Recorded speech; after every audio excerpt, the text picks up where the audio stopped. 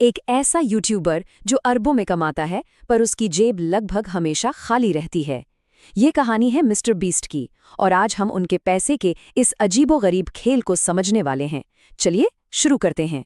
2026 की शुरुआत तक मिस्टर बीस्ट की नेटवर्थ है करीब 2.6 अरब डॉलर। जी हाँ, 2.6 बिलियन डॉलर्स।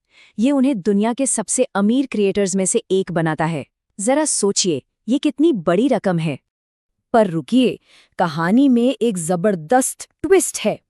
इतनी दौलत होने के बावजूद उनका पर्सनल बैंक अकाउंट अक्सर नेगेटिव में होता है। सच तो ये है कि कई बार उन्हें रोजमर्रा के खर्चों के लिए भी उधार लेना पड़ता है ना कमाल की बात। तो फिर सवाल ये उठता है कि आखिर ये चक्कर क्या है? कोई अरबपति भला कंगाल कैसे हो सकता है? चलिए आज इसी अरबों डॉलर की पहेली को सुलझाते हैं। इस पूरी पहेली का जवाब छिपा है उनकी एक खास स्ट्रैटेजी में, जिसे कहते हैं री इन्वेस्टमेंट फ्लाईव्हील। ये एक ऐसा कॉन्सेप्ट है जो उनकी कामयाबी के पहिए को लगातार और तेजी से घुमाता रहता है। इसका मतलब बहुत सीधा सा है, जो भी कमाओ उसे अपने ऊपर खर्च मत करो, उसे वापस अपने काम में लगा दो ताकि वो और भी बड़ा हो सके। मतलब मुनाफा जेब में नहीं, वापस बिजनेस की ग्रोथ में। और ये कोई किताबी बात नहीं है। मिस्टर बीस्ट खुद कहते हैं कि वो अपने लिए कुछ भी नहीं रखते। हर एक डॉलर वापस कंटेंट को बेहतर और बड़ा बनाने में चला जाता है। ये सिर्फ एक बिजनेस स्ट्रैटेजी नहीं, बल्कि उनका जीने का तरीका है।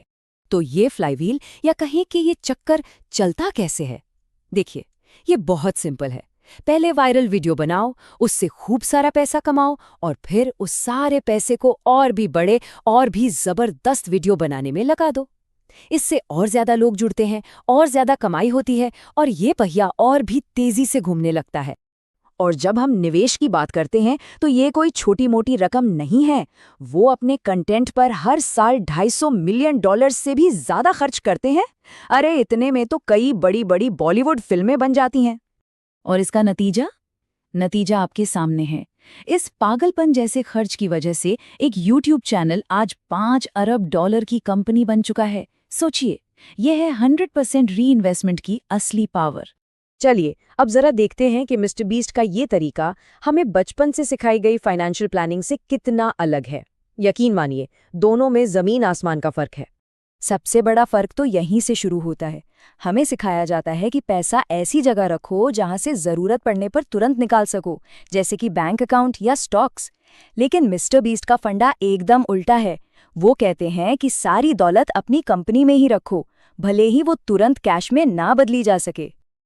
ये टेबल देखिए, ये पूरी कहानी खुद बयां कर रही है। एक तरफ है सेफ और सिक्योर रास्ता, इमरजेंसी फंड बनाओ, अपनी कमाई से कम खर्च करो। और दूसरी तरफ है मिस्टर बीस्ट का ऑल इन वाला गेम, कैश जीरो, खर्च बेहिसाब और रिस्क आसमान छूता हुआ। तो सीधी सी बात है, ये दो अलग अलग खेल हैं। एक है कछुए की चाल, जो धीरे धीरे लेकिन सुरक्षित तरीके से मंजिल तक पहुंचता है, और दूसरा है खरगोश की वो तूफानी दौड़ जो कुछ ही सालों में एक पूरा साम्राज्य खड़ा कर देती है। ठीक है, तो अब सवाल ये उठता है कि हम और आप इससे क्या सीख सकते हैं? आखिर हम सब तो मिस्टर बीस्ट नहीं बन सकते हैं ना। तो क्या उनकी इस स्ट्रैटेजी में हमारे लिए कोई सबक है? नहीं रुकिए, इसका मतलब ये बिल्कुल नहीं है कि आप जाकर अपना बैंक अकाउंट खाली कर दें। बिल्कुल नहीं। बात बस इतनी सी है कि हम अपनी एक्स्ट्रा इनकम को देखने का नजरिया बदल सकते हैं। देखिए, ज्यादातर लोग क्या करते हैं, जो भी एक्स्ट्रा पैसा आता है उसका बड़ा हिस्सा लाइफस्टाइल यानी मौज मस्ती पर खर्च हो जाता है और थोड़ा बहुत बच जाता है। ये सेफ है, लेकिन क्या इसमें ग्रोथ है? शायद नहीं। तो ये है वो बीच का रास्ता, थोड़ा खर्च, थोड़ी बचत और एक हिस्सा अपनी ग्रोथ पर री इन्वेस्ट।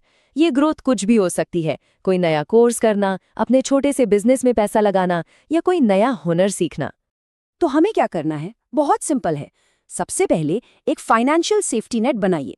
फिर पहचानिए कि आपकी सबसे बड़ी ताकत क्या है, आपका हुनर, आपका बिजनेस, आपका आइडिया। और फिर अपनी एक्स्ट्रा कमाई का एक हिस्सा उसे और बेहतर बनाने में लगाइए। याद रखिए, ग्रोथ सिर्फ पैसे से नहीं, वैल्यू बनाने से होती है। तो जाने से पहले एक सवाल आपके लिए छोड़ जाते हैं। वो कौन सी एक चीज है, आपकी वो कौन सी सबसे बड़ी ताकत है, जिसमें अगर आज आप थोड़ा सा भी री इन्वेस्ट करें तो कल वो आपकी दुनिया बदल सकती है? सोचिएगा जरूर।